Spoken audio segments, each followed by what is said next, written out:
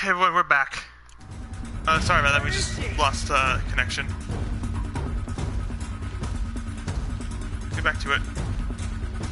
Here we are.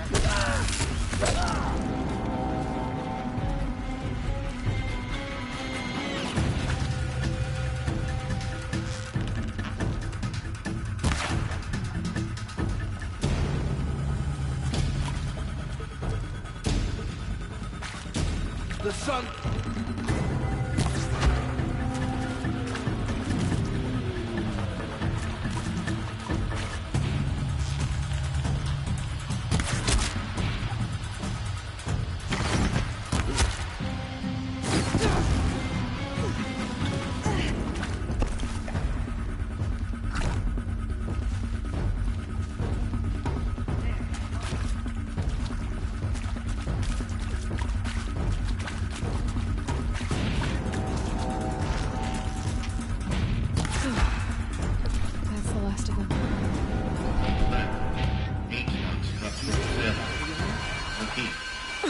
Or not.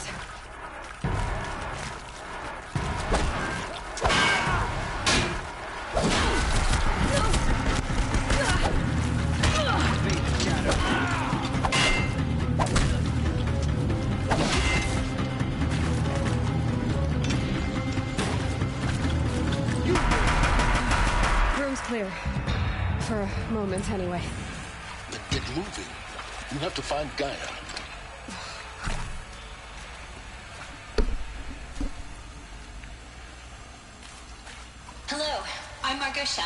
And this is Hephaestus. As the name might tip you off, this is going to be the subordinate function that Gaia will use to make lots and lots of robots. Her personal forge. Except, it's not that simple. You probably noticed that only about a third of you are robotics engineers. The rest, experts in machine cognition, virtual heuristics, that stuff. Well, that's because we aren't going to be the ones designing and building robots. The last thing we want is to burden Gaia with a bunch of outmoded 21st century designs. A waste of time. Our purpose is to empower Gaia to build the robots. And not just build, imagine, from scratch.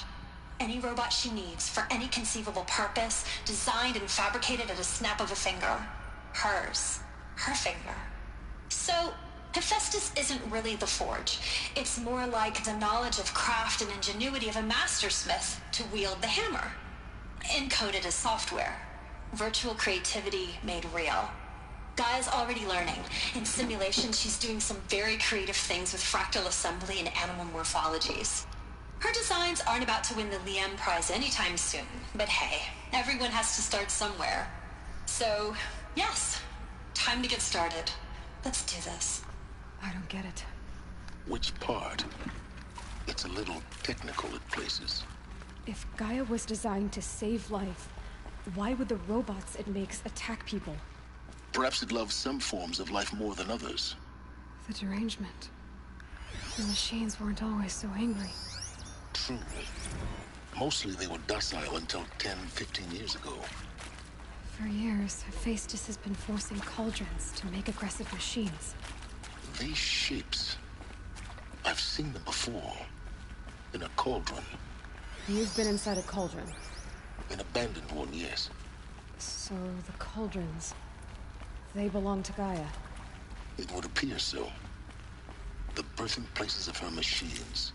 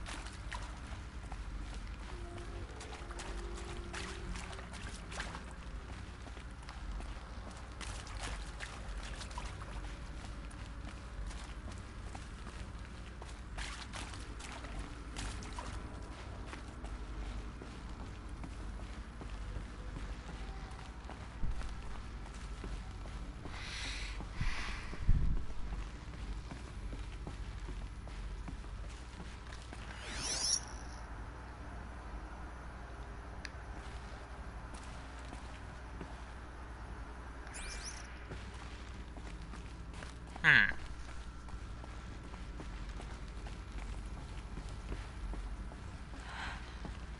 think this is it. Elizabeth Sobek's office. But it's sealed off. There's got to be a way inside. Keep looking. More clips. Careful now.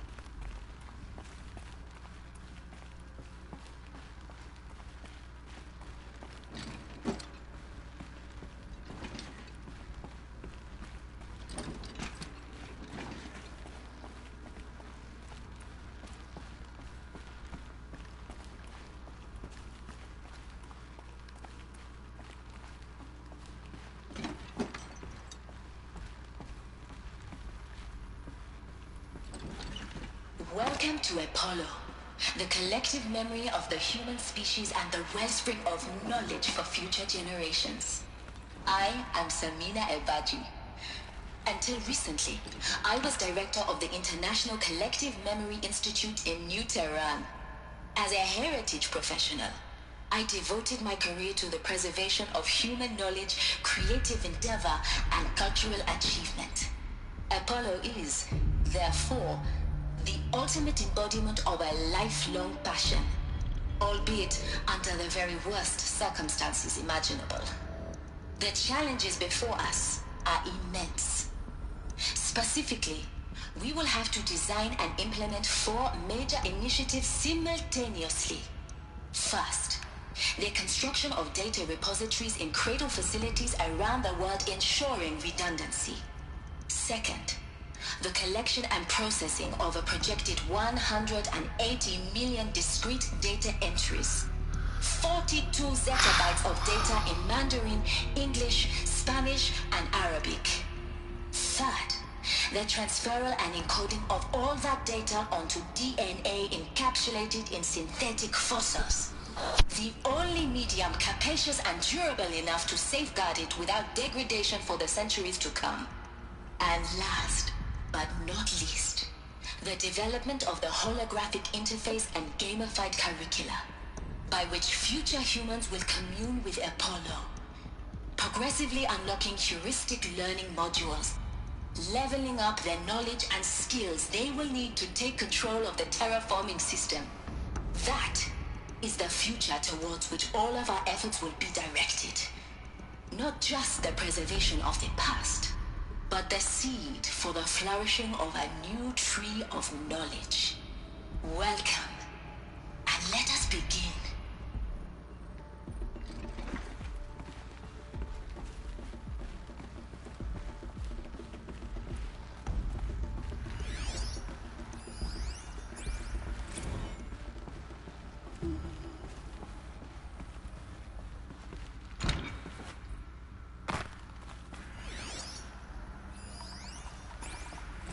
Oh wait, I can still play the big gun. Okay, good. I want to keep this with me for as long as I can.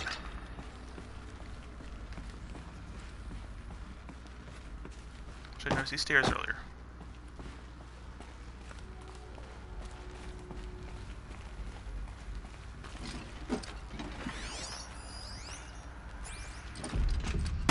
Me?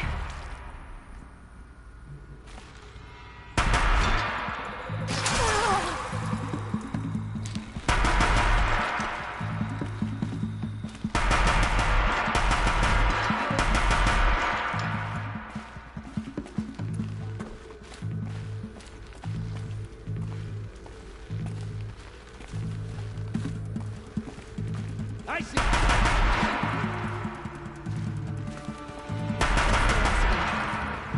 Once more. In what should have been a cave of wonders. Look around. See if anything is left.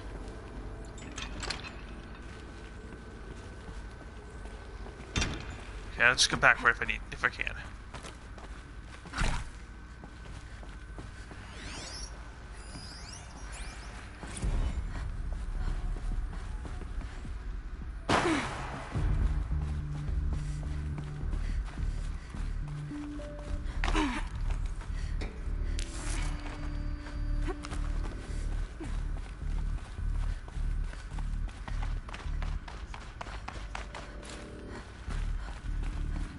Welcome to Hades. Zero Dawn's Extinction Failsafe Protocol. The ultimate killer app. Now, I know what you're thinking. The purpose of Gaia is to resurrect life. So why give her a subordinate function, only purpose of which is to wipe out life all over again? I mean, what? Just plumb crazy, ain't it? Well, no, it isn't. Reconstituting a biosphere? That's a tall order.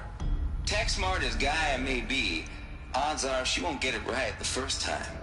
I mean, imagine you're Gaia, 200 years from now, and this new biosphere growing, it's all gone wrong. Alkalines are skyrocketing, coniferous forests eroding under the lash of superstorms that would have drowned Noah. It's chaos. Spinning top that won't stop wobbling. Now what are you gonna do? Release phase 1 organisms into that hot mess? Hope their CO2 and methane can balance out what you got started? Hell no. What you're gonna do, Gaia, is step aside while Hades takes over and does what you're just too darn nurturing and life-loving to do, which is burn that misbegotten mess of a biosphere to the ground so Gaia can start over. Okay, not burn, more like reverse terraforming operations and suffocate it. But you get the idea. Hades takes the biosphere back to zero. Square one, blank slate. And then, only then, does it hand the steering wheel back to Gaia and say, try again, old girl. And better this time, or we'll have to do this again. That's Hades. It's pretty badass when you think about it. Extinction on demand. Death on speed dial. All for the greater good, of course, but still, kind of metal. So welcome to Hades. Welcome to the void. Okay, so if that's the original purpose of Hades, why does it want me extinct? We need more data. And how does it end up in the wreckage of a Pharaoh Titan, getting worshipped by the Eclipse like some kind of god? I'm learning as you are, Aloy. Keep searching. Looks like the only way onwards.